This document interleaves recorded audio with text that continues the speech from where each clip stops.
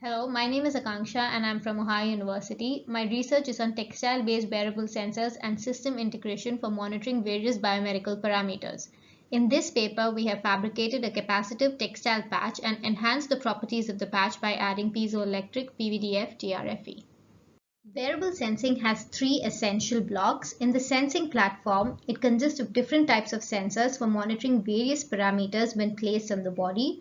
There are multiple fabrication and integration methods used to build the sensing device depending on the sensing parameters and the application, so this stage is always evolving. The information from these sensors need to be wirelessly transmitted to the cloud or host device, which is usually done using Bluetooth, BLE, or Zigbee. Depending on the distance, the data needs to be transmitted and the power efficiency of the device. From there, to make the data clinically relevant and to remove any unwanted signals, the data is usually processed using different data analytics and data fusion algorithms and then sent to a healthcare practitioner to further analyze the results. Wearable sensing is a multi-billion-dollar industry today. The capabilities of the sensors have increased tremendously, moving from first-generation devices to third-generation devices. When wearable sensing started, it was mostly fitness trackers, and now there are devices that can be used to monitor complex health problems and send data wirelessly to a healthcare practitioner, improving point-of-care diagnostics significantly. In the first generation devices, we were measuring only a single parameter like motion or movement. Moving towards the second generation devices, there was increase in the number of sensors, the capabilities of the sensors, and different types of sensors that were available. In the third generation, we are moving towards an era of data fusion and smarter data analytics. Compared to multi-sensor integration like in the second generation devices, there was data from multiple sensors directly sent to the control application. The sensors were more integrated, but no contextualization of the data was present. In the third generation devices, information from all these different sensors are first combined together and processed using various algorithms before being sent to the control application. This would increase the accuracy of the device significantly. This is exactly what we're trying to do with a capacitive patch. So the dielectric frame of the capacitive patch is utilized to mount external off-the-shelf sensors to monitor various parameters along with the controller, and information from all these sensors is sent to the controller. They are processed using various algorithms to understand the state of the subject better. So why did we choose capacitive sensing? Firstly, capacitive sensing is inherent to CMOS and it has very high accuracy in the attofarad range.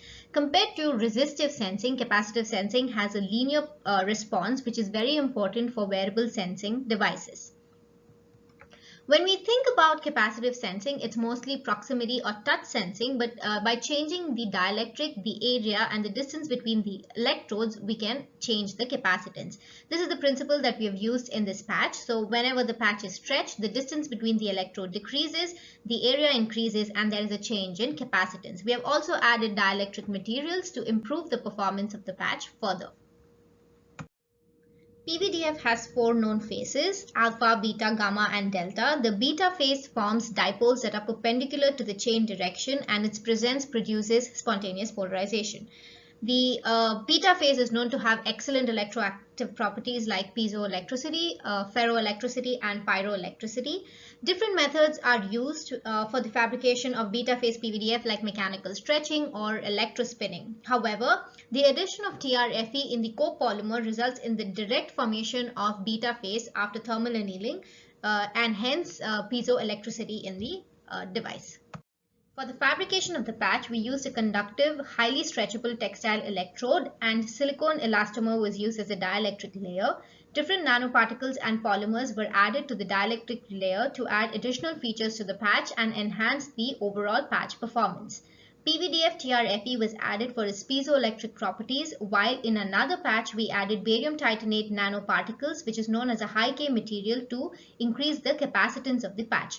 Once these patches are fabricated, they can be cut into any shape and size depending upon where it's placed on the body. This shows the mechanical and electrical properties of the patch. They have excellent stretchability, and the plain silicone patches could be stretched to 100% of its original length. With the addition of PVDF TRFE polymer into the silicone dielectric material, the stretchability is limited to 50%. However, we add additional properties like piezoelectricity into the patch. Another feature of this patch is that it has negligible sensitivity to twisting and bending, so the capacitance changes only when the patch is stretched, reducing the noise in the data. The patch also has excellent durability when stretched at 30% for 500 cycles. As it can be seen, there was no change in electrical or mechanical performance of the patch. Since this patch is to be worn on the body and is prone to sweat, we dipped the patch in DI water and repeated the same test again. There was a drift at the end of the cycle since the patch was dry, but even then it was less than 5%. To add piezoelectric properties to the patch, we added PVDF TRFE in different weight ratios and poled them at very high voltages. Without poling, the piezoelectric coefficient is not significant but increased to 24 picocoulomb when poled at 10 kV for 1 hour. With the 30% PVDF, it was seen that there was no change in the piezoelectric coefficient before and after poling.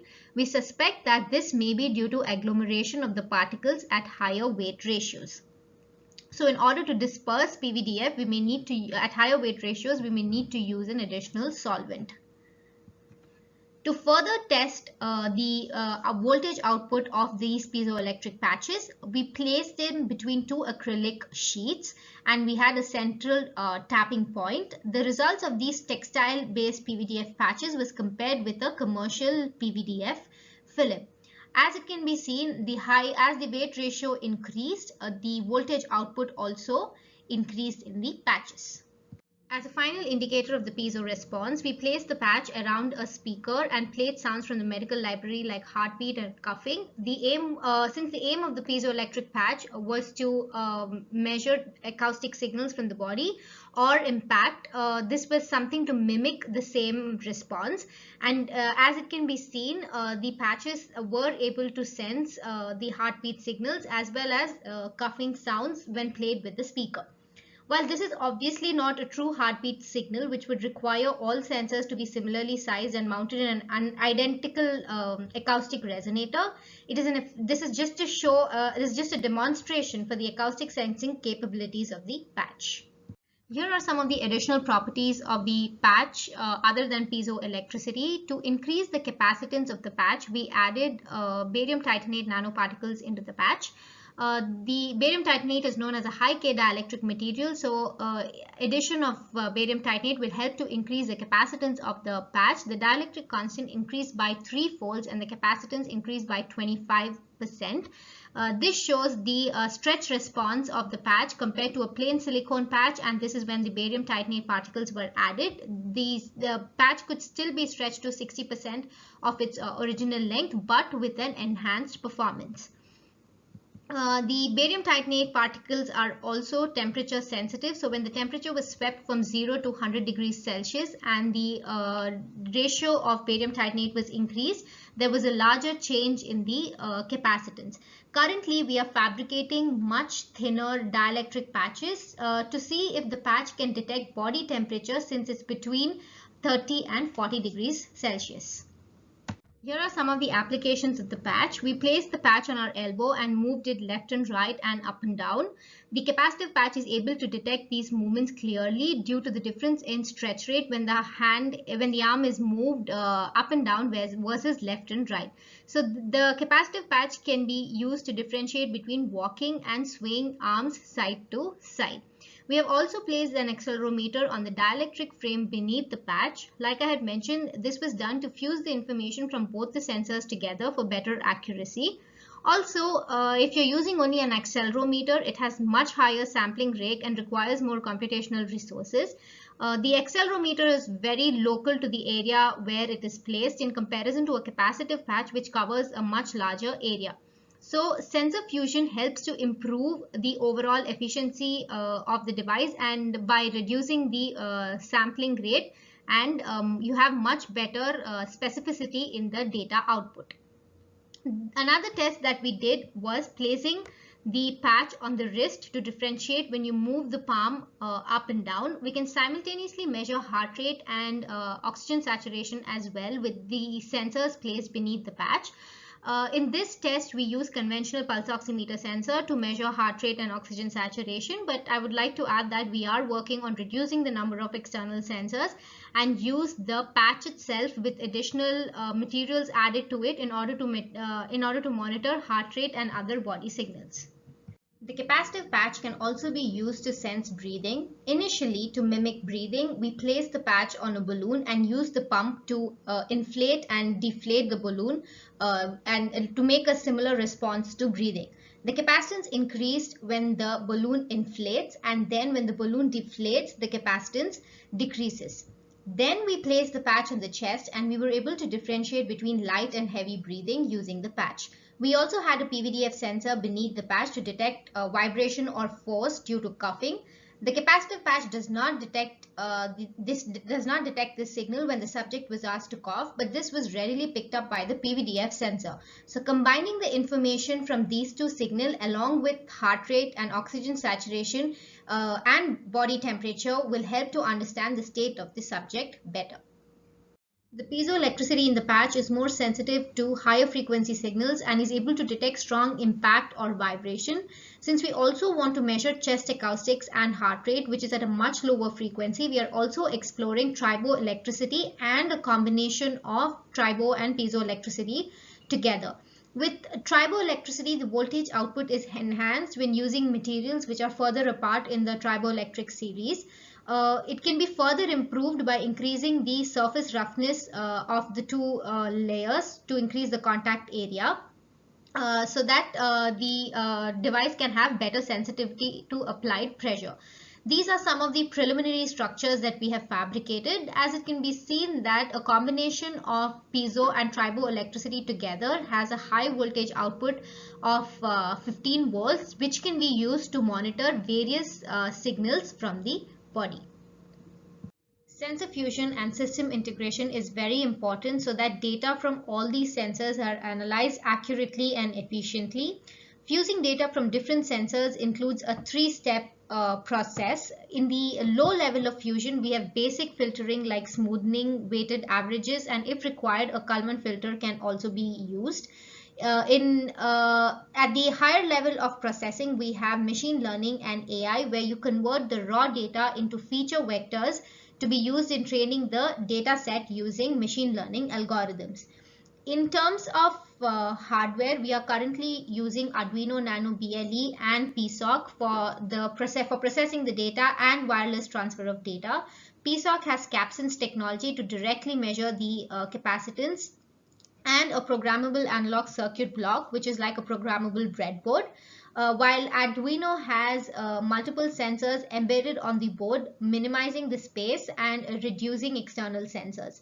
But however, both these boards have embed technology, so the development tools used in one board can be also used in the other board. We are also considering future hardware options like the SPU Health Fusion board, which has a sensor hub. It includes a low power micro DSP like flexible fusion engine for real-time sensor fusion calculations with the data received from the sensor manager. Our goal is to build a wireless sensing device that can be integrated onto garments to monitor different parameters like heartbeat, respiration, temperature, etc.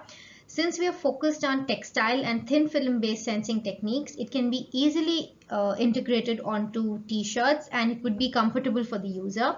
We want to minimize the number of external I2C sensors and use the capacitive patch in itself with additional properties like piezo and triboelectricity as the central element for all the biometric measurements. The capacitive patch along with the embedded temperature sensitive dielectrics can measure breathing, body movements and temperature, and the piezoelectricity and triboelectricity in the patch is to monitor chest acoustics and heart rate. We have to use an accelerometer in the patch to monitor physical activity, so that would be the additional commercial sensor that would be used in the patch. Thank you for your time.